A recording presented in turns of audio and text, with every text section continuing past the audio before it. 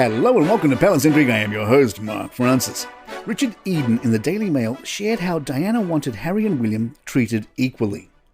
This is one thing that Charles and I have always agreed on, she told me. She called her office, instructing them to tell the Prince of Wales staff that Harry had to be included.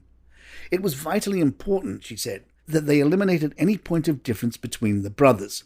Soon enough, they will have to travel separate paths, but I am determined that this should be delayed as long as possible and that the boys are treated in exactly the same way, she said. She meant it too.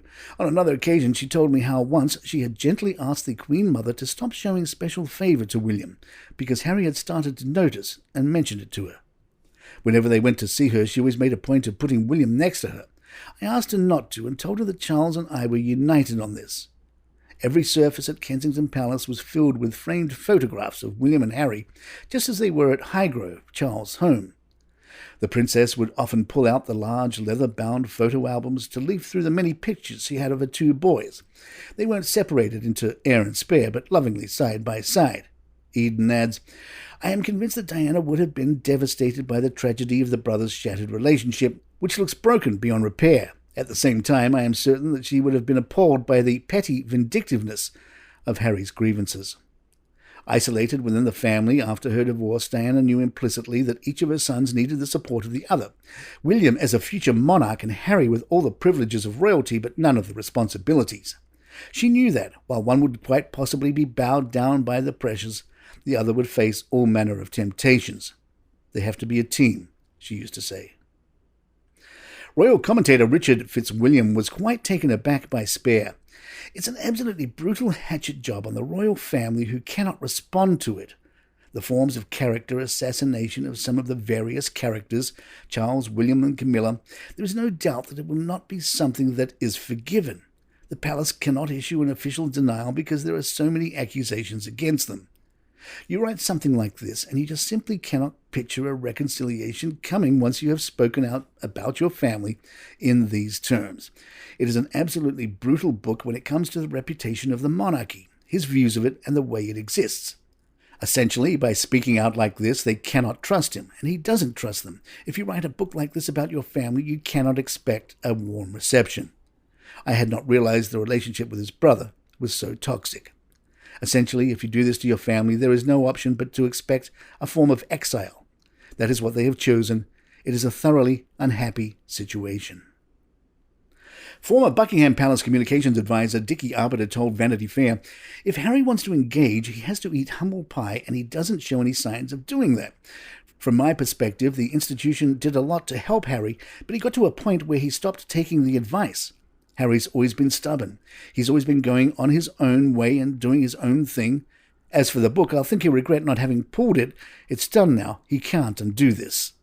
The BBC made us laugh with this one. An independent bookshop has gone viral for displaying Prince Harry's memoir Spare alongside author Bella Mackey's novel How to Kill Your Family. Bert's book's display quickly gained thousands of likes and numerous comments when it was posted on social media earlier. Some users speculated which author would sue the Swindon bookstore first. In the post, which coincided with the book's release, the shop tweeted, "Anyway, we do have some spare copies of Spare if you want one," alongside a photo of its window display which shows copies of Spare next to Bella Mackey's book, How to Kill Your Family. Palace Intrigue will be right back. The Guardian wonders, what will Harry do next? Vanity Fair's Katie Nicholl points out, when you look at history, any time that a senior royal has sat down for an interview, ultimately it has always backfired. She points out Prince Andrew's car crash panorama interview with Emily Maitlis fueled a lawsuit that led to a £12 million out-of-court settlement last year. But before that were Harry's parents. The then Prince of Wales admitted his infidelity in an interview with Jonathan Dimbleby, and Diana cemented their divorce in a controversial interview with the BBC's Martin Bashir. Then there is his great-uncle Edward VIII, the Duke of Windsor, who also married an American, also wrote a memoir in 1951, then picks over his abdication and dispute with his family with the BBC's Kenneth Harris in 1970, shortly before his death in 1972. As with all predecessors, the question facing Harry is, what happens afterwards?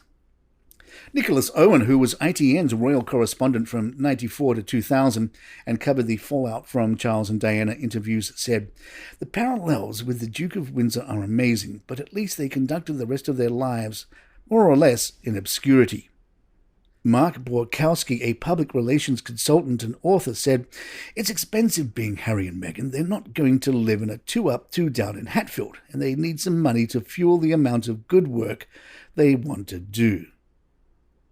And there you have it. If you'd like to email us, our address is thepalaceintrigue@gmail.com. Please follow us on Spotify, iTunes, Google Podcasts, or wherever you get your favourite shows. I'm Mark Francis. My thanks to John McDermott. This is Palace Intrigue.